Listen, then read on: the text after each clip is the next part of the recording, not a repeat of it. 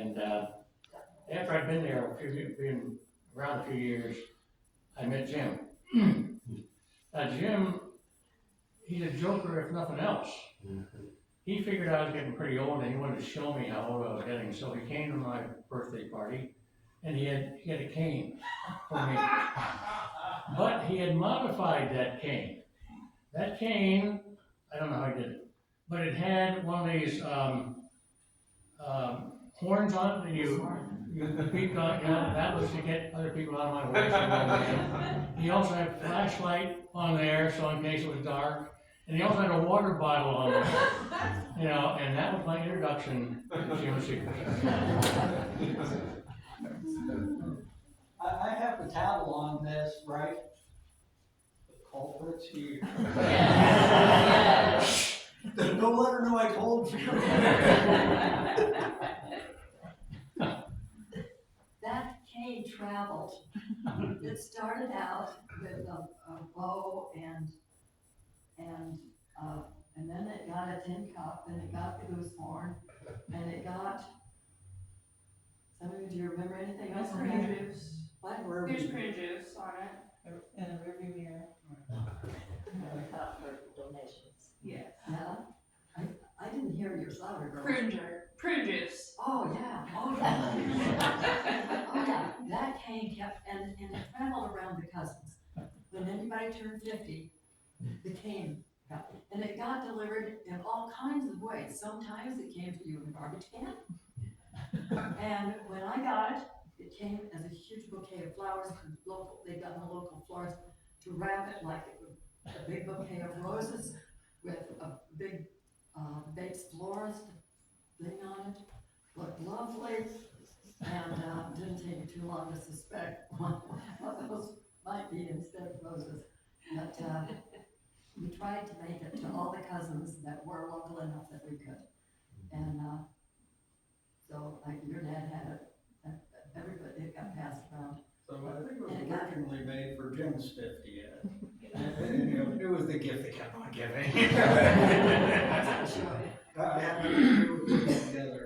I just want to be clear about that. Or maybe I did.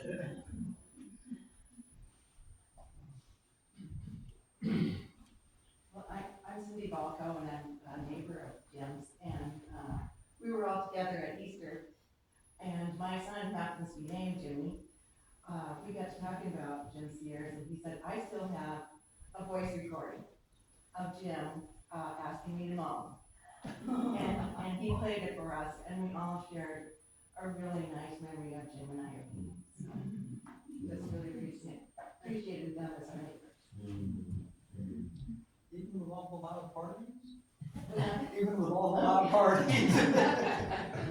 I probably should say a word or two. Jim and I worked together for, from 1962 until we retired. And I don't remember what year that was. But we spent, and I mean about every day of the week, because pollination corn is a 7-day-a-week job. Harvesting or planting in the spring, that was at least 6 days.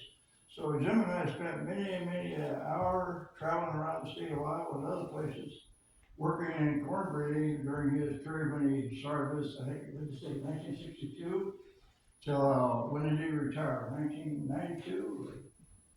But Jim was a faithful employee there every day, no excuses.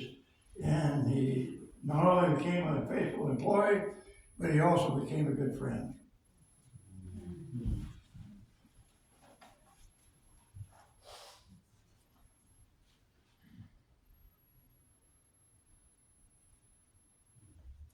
Maybe you could confirm the Ubba Glubba story. Do you know that story?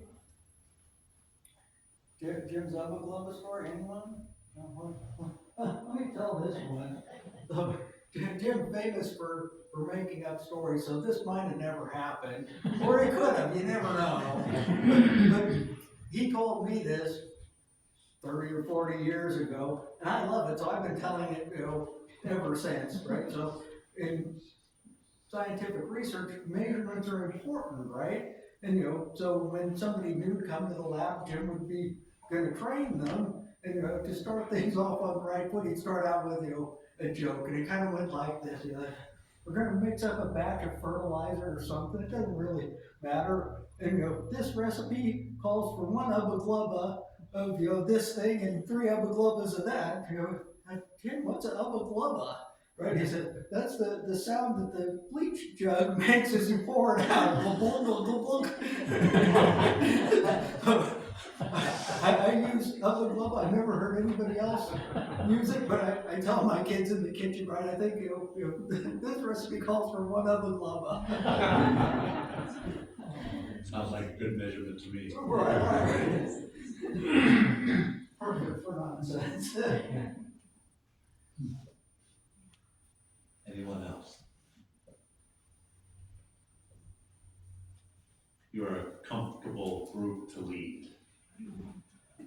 When I was doing a graveside service one day, I had prepared very well, and I, started the service, and then I finished graveside service, and then the other half of the service began. I had forgotten to ask people if there was anything that they wanted to say. So since then, I always ask, or at least ask the family, if they are willing to have people share. It can be a blessing, and it can be a curse, though, too. And I say this only because I think Jim maybe would enjoy the humor. There was a gentleman who passed away, and he had 2 sons. And this was in Ankeny years ago. So I did as I do, I offered the possibility of speaking, and these 2 brothers got up. I didn't realize that they both spoke very slowly, and they liked to talk a lot. So the funeral director was looking at me, and he said, and it was an hour before I had my chance, to do the message. So what I did, 2 things. One is that I was gonna just make it very precise and then close it. But what had happened after hearing these guys talk so slow for an hour, I started talking just like they did.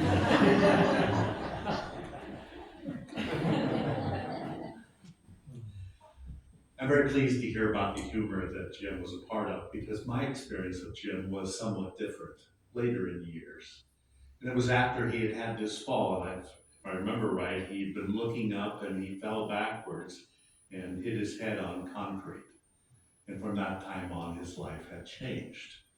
And I was a part of providing support as he went on to hospice, because initially it seemed like he would pass somewhat quickly. His vitals and everything were kind of out of whack.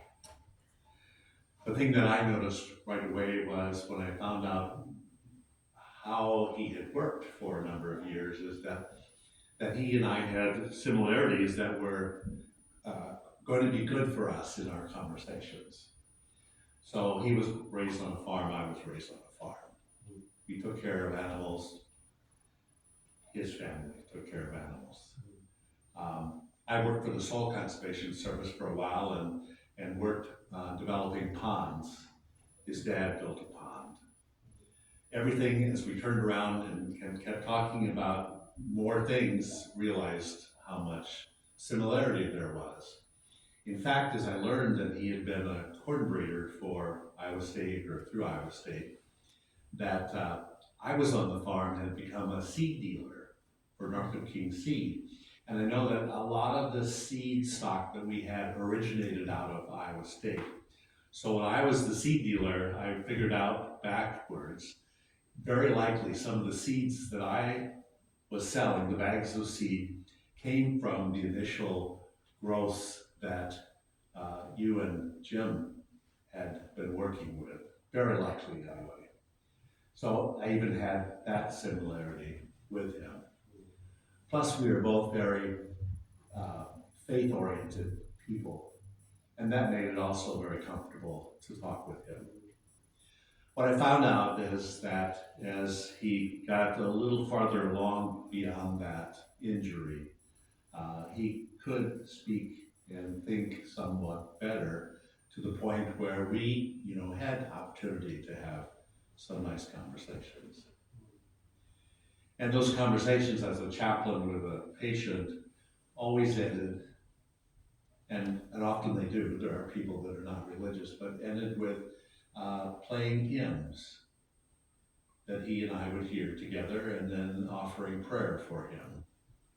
And he also wanted prayer for me too, which I thought was a very giving thing.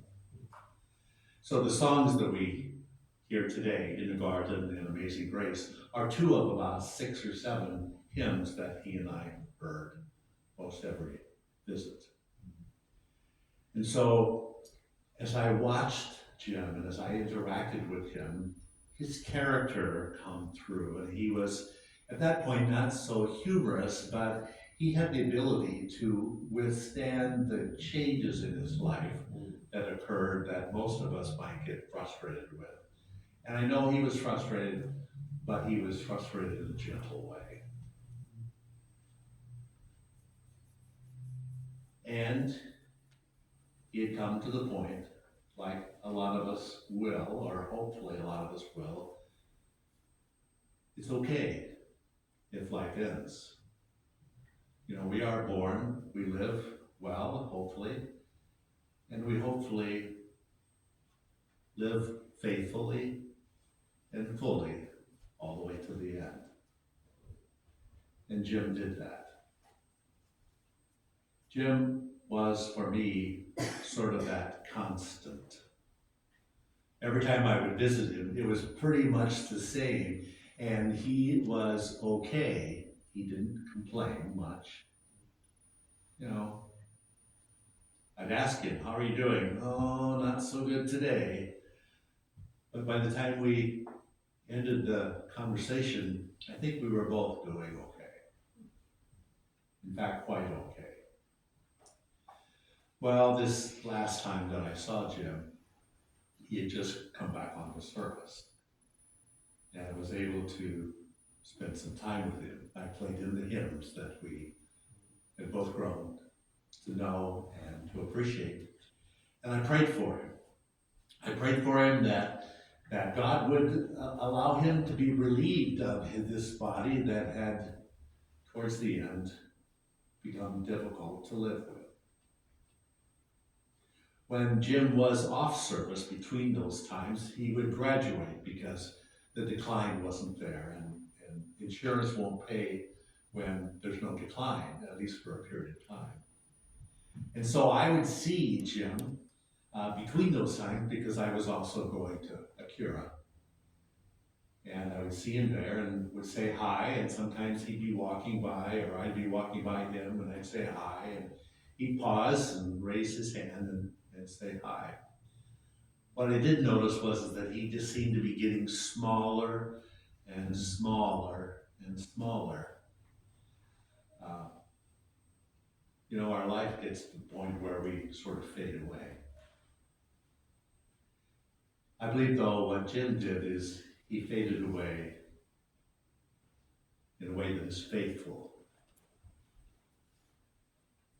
See, we can all have difficult things happen to us during lifetime. And I think it's in particular difficult when something changes you or me so that we need to live in a care facility. And when you live in a care facility, you lose your independence because you need help. But you also live in an environment where you're around all the other people who've had somewhat similar, age-related, usually, deficits. And Jim lived well. He lived faithful through all of that. And so the text that I wanted to pick up today was from 2 Timothy, when St. Paul is getting to the near end of his life. Somehow he knew things were coming to the end. And I want to read a section from 2 Timothy, verse 4, all the way to verse 8. And some of this I want to just talk about a little bit. St. Paul says to Timothy, "In the presence of God and of Christ Jesus, who will judge the living and the dead, and in view of his appearing and his kingdom, I give you this charge. this is a charge to a religious person, preach the word, be prepared in season and out of season,